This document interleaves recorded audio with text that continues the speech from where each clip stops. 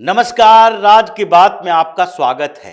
Court कचहरी अदालतें किसके लिए बनी है, ये तो अब बताना मुश्किल दिखाई पड़ रहा है, क्योंकि आजकल फैसले जो लिए जा रहे हैं वो संविधान के अनुसार नहीं बल्कि विचार के अनुसार लिए जा रहे हैं। हर फैसलों में ये देखा जाता है किस विचार के साथ हम चले और उसके लिए एकत्र किया जाता है कि उसको जस्टिफाई करने के लिए कौन कौन से धाराएं हैं, कौन कौन से कानून हैं जिसके इस्तेमाल से हम अपने विचारधारा के अनुसार फैसला दे सकते हैं। हर फैसलों में यही दिखाई पड़ रहा है। जहां फैसला सुनाने की बात हिंदू पक्ष के लिए होगी वहां पर 10 साल, 15 साल, 20 साल लग जाएगा। जहां फैसला सुनाने की बात अगर सरकार के इर्द गिर्द है तो वहां पर उसके खिलाफ आएगा, और जहां पर फैसला सुनाने की बात विपक्षी पार्टियों को लेकर है उसके इर्द गिर्द ताना बाना बुना जाएगा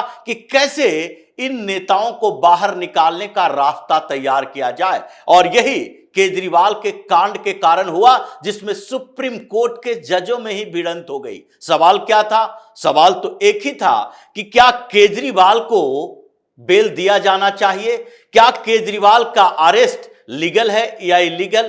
क्योंकि पहले सवाल तो लीगलिटी पर ही थी।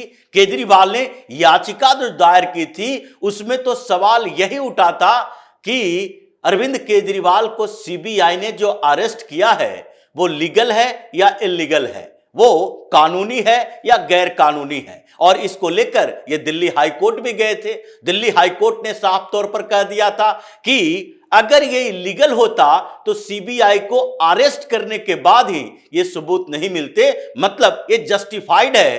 क्योंकि अरविंद केजरीवाल की गिरफ्तारी के बाद सीबीआई ने कुछ ऐसे सबूत निकाले हैं जो कि पहले से इस शराब घोटाले में ऐड नहीं किए गए थे। यानी केजरीवाल का अरेस्ट हुआ और उसके बाद उनसे पूछताछ हुई, उनकी जांच हुई, कुछ नए गवाह तैयार हुए और नए सबूत दिखाई पड़े। इसलिए दिल्ली हाईकोर्ट ने कहा कि सीबीआई ने जो अरेस्ट किया वो पूरी तरीके से सही है, और उसके बाद सुप्रीम कोर्ट में इसी बात की सुनवाई होनी चाहिए थी। लेकिन अभिषेक मनु सिंघवी ने एक नया पैंतरा दिया और उस याचिका के साथ क्या कर दिया, उस याचिका के साथ एक नई याचिका सबमिट कर दी जो जमानत पर थी।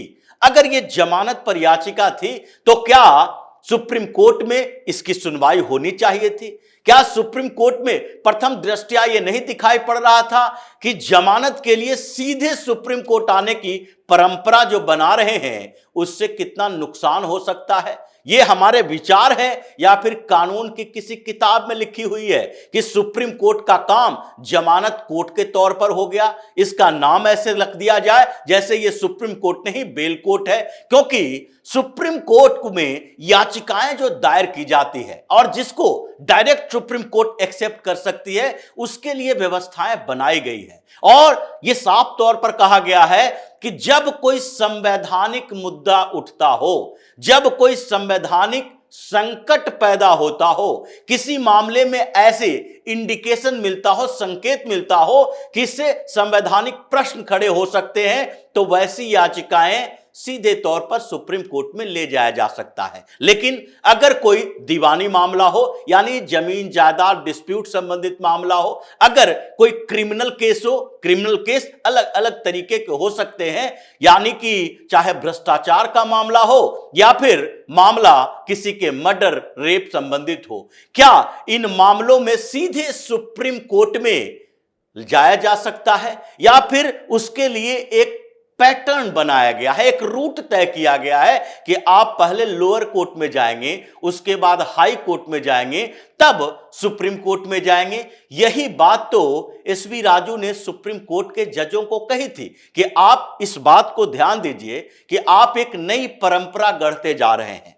कोई भी भ्रष्टाचार में जो शामिल नेता है वो सीधे सुप्रीम कोर्ट आ जाता है जमानत के लिए, और वो भी एक अलग मसला है जिसमें आपने कई अलग अलग तरीके के फैसले दिए हैं। जब के कविता सीधे सुप्रीम कोर्ट में जमानत के लिए आई थी तो आप लोगों ने ही कहा था, क्या कहा था, कि सीधे तौर पर अगर के कविता नहीं होती, कोई सामान्य व्यक्ति होता, तो क्या ये सुप्रीम कोर्ट में सीधे जमानत के लिए आ सकता था, इसलिए आप उस रूट से जाइए। केजरीवाल को जमानत मिलना कोई बड़ा सवाल नहीं है।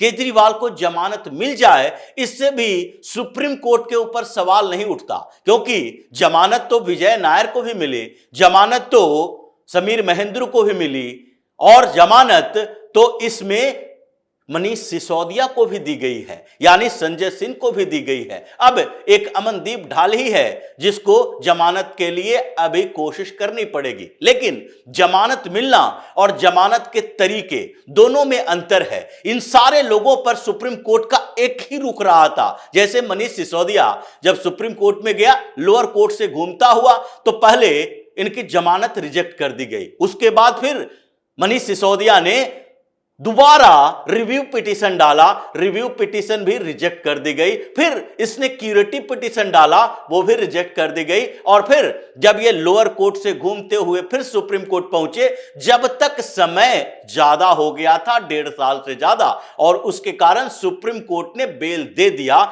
इसमें कोई समस्या नहीं है। सुप्रीम कोर्ट के उस बेल के आधार पर नीचे की अदालतों ने, कुछ को हाई कोर्ट ने और कुछ को लोअर कोर्ट ने बेल दिया इस मामले में। जैसे दुर्गेश पाठक को 1 लाख के बेल बाउंड पर जमानत दे दी गई। क्यों?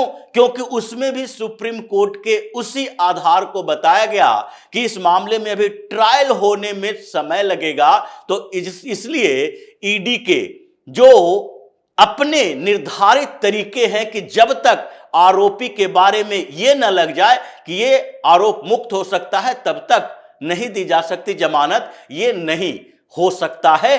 ट्विन टेस्ट की अवधारणा जरूरी नहीं है, जबकि ट्रायल में अभी समय लगेगा और ज्यादा समय लगेगा। यह सुप्रीम कोर्ट ने कहा, लोअर कोर्ट से लेकर हाई कोर्ट तक ने धड़ाधड़ बेल देना शुरू कर दिया। शराब घोटाले में विजय नायर को जमानत मिल गई, फिर उसके बाद अरुण पिल्लई को मिल गई, और कई ऐसे लोग हैं जिसमें समीर महेंद्र भी शामिल है, जो कॉन्स्पिरेटर था, उन सबको जमानत मिल गई। लेकिन जमानत केजरीवाल को भी मिलनी चाहिए थी, और इसलिए केजरीवाल को जमानत देने के तरीके पर सवाल उठ रहा है, और जजों के बीच भिड़ंत इस बात के लिए है कि क्या विचार से या कानून से कैसे सुप्रीम कोर्ट को चलाया जा सकता है। क्योंकि केजरीवाल को जमानत जो दी गई है, उसमें इस बात को इग्नोर किया गया जो एसवी राजू ने सवाल उठाए थे कि अगर आप सीधे अरविंद केजरीवाल को सुप्रीम कोर्ट से जमानत देते हैं, तो इसका मतलब है ये हाई कोर्ट का अपमान है।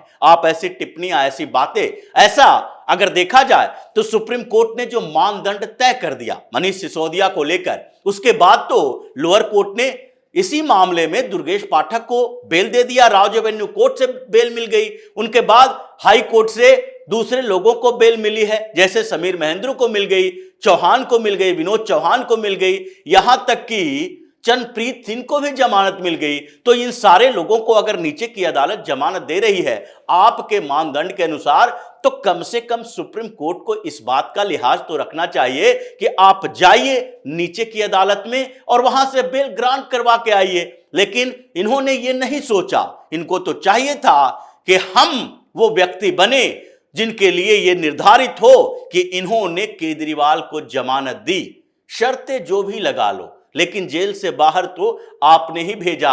और इसलिए चर्चा इस बात की भी है कि लीगलिटी के सवाल पर अगर 2 जज क्यों 2 राय रख रहे हैं। अगर सीबीआई ने अरेस्ट किया और फिर हाई कोर्ट ने उस अरेस्ट को सही ठहराया, सुप्रीम कोर्ट में मामला गया, 2 जजों की बेंच, जस्टिस सूर्यकांत और जस्टिस उज्जवल भुइयां, ये दोनों की राय अलग अलग कैसे हो सकती है? क्योंकि ये कोई ऐसा क्लिष्ट मुद्दा नहीं है जिसपे आप ये तय ना कर सकें कि केजरीवाल को जो अरेस्ट किया गया, सीबीआई ने अरेस्ट किया, वो मामला इतना पेचीदा है जिस पर हम दोनों बैठकर एक तरीके से फैसला नहीं दे सकते। ये कह रहे हैं, यानी सूर्यकांत कह रहे हैं ये सही है, गिरफ्तार किया जाना चाहिए। उज्जवल भुइयां कह रहे हैं अनजस्टिफाई है, ये सही नहीं है, इनको गिरफ्तार नहीं किया जाना चाहिए था। जब 2 जज एक सामान्य से मामले में कंफ्यूज हैं, तो फिर इस पर तो सवाल उठता है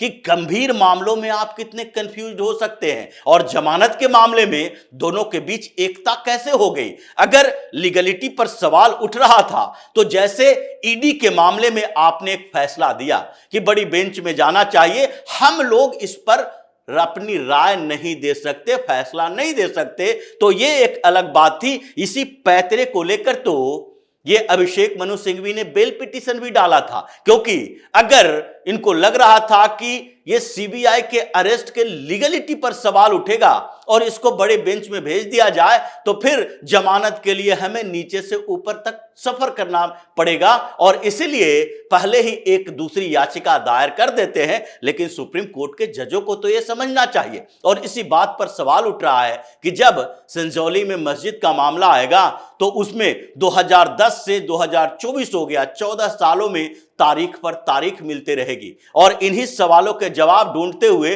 काशी, मथुरा, ज्ञान वापी, ये सारे मामले जो हैं सीधे दिखाई पड़ रहे हैं कि जब मुस्लिम पक्ष की बात आती है आप सीधे सुप्रीम कोर्ट में संज्ञान लेते हैं और तारीख के बदले फैसला सुनाने पर उतारू हो जाते हैं। लेकिन जब हिंदू पक्ष की बात आती है तो आप तारीख देकर यह कोशिश करते हैं कि कहीं मेरे द्वारा अगर फैसला लिया जाना पड़ा तो ऐसे में ये सारे लोग हमारे ऊपर जिंदगी भर आरोप लगाते रहेंगे कि आपने हिंदुओं का पक्ष लिया। जैसे सीजेआई चंद्रचूड़ की पीएम मोदी से मुलाकात होती है और ये लोग कहने लगते हैं अब हमारे केस में न्याय कैसे होगा, लेकिन इन लोगों की मुलाकातें हो तो उसमें न्याय होने की संभावना इन लोगों को दिखती है।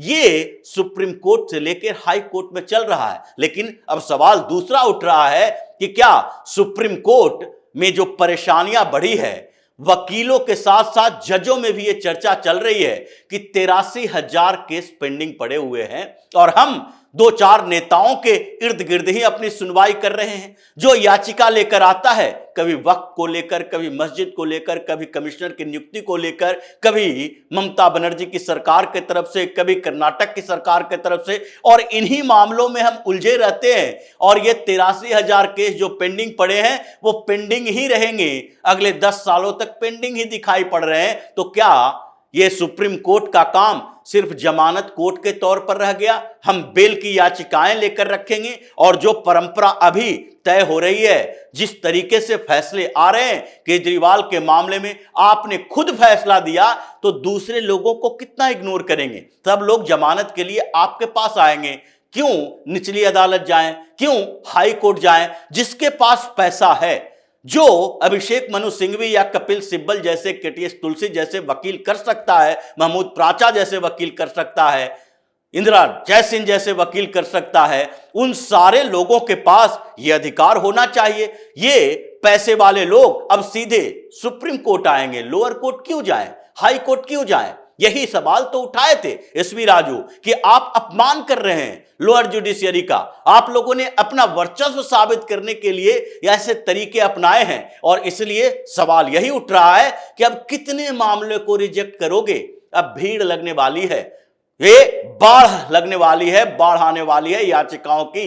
पहले से 83,000 मामले पेंडिंग पड़े हुए हैं। पूरे जुडिशियरी में देखें 61 लाख मामले हैं हाई कोर्ट में पेंडिंग पड़े हुए हैं, और हम लोग सिर्फ जमानत पर सुनवाई करने के लिए कानून की धज्जियां उड़ा रहे हैं। तो अगर सरकार कह रही है जुडिशियल रिफॉर्म की बात, तो उसमें गलत क्या है? क्योंकि पिछले दिनों ही एक मीटिंग हुई थी, उसमें कानून मंत्री अर्जुन राम मेघवाल भी पहुंचे थे, 30 रिटायर्ड जज उनके साथ थे, और सबसे इसी बात पर चर्चा हो रही थी कि अब हिंदुस्तान में जुडिशियल रिफॉर्म जरूरी है, क्योंकि हर रोज ऐसे सवाल जुडिशियरी पर उठते हैं जिसका जवाब अब सरकार भी नहीं दे पा रही है। इसलिए इन रिटायर्ड जजों की भी भूमिका बड़ी है, क्योंकि ये लोग तो जिस तरीके से याचिकाएं दायर करते हैं, जो रिटायर्ड ब्यूरोक्रेट्स और जजों का इस्तेमाल करते हैं, तो वैसे में अपने विचार वाले जजों को एक साथ आना चाहिए। 30 रिटायर्ड जज थे सुप्रीम कोर्ट और हाई कोर्ट के, जो बीएचपी के एक मीटिंग में भी थे, विधि प्रकोष्ठ की मीटिंग में, और अर्जुन राम मेघवाल कानून मंत्री ने उन लोगों के सामने यही प्रस्ताव रखा जुडिशियल रिफॉर्म कैसे लाया जाए, एनजेएसी के लिए फिर से हम क्या करें, और इसके लिए हमें एक प्रकोष्ठ बनाना पड़ेगा, क्योंकि आप ही लोग बताएंगे कि आगे सुप्रीम कोर्ट और हाई कोर्ट के जज किस विचारधारा से आगे बढ़ेंगे, हमारे मामले को कहां स्टॉप करेंगे। और इसलिए यह चर्चा तेज है, पीएम मोदी कोई बड़ा फैसला लेंगे, जुडिशियल रिफॉर्म भी होगा, कॉलेजियम पर रोक लगेगा और कुछ नए ऐसे बदलाव होंगे जिससे ये जो जुडिशियरी का, ये जो सुप्रीम कोर्ट की साख कमजोर हो रही है, उसे और मजबूत किया जा सके। तो इसी तरह की खबरों के साथ फिर से हाजिर होंगे, तब तक के लिए बने रहिए हमारे साथ और देते रहिए हमें सहयोग, ताकि इसी तरह की खबर हम आपके लिए लाते रहें। धन्यवाद।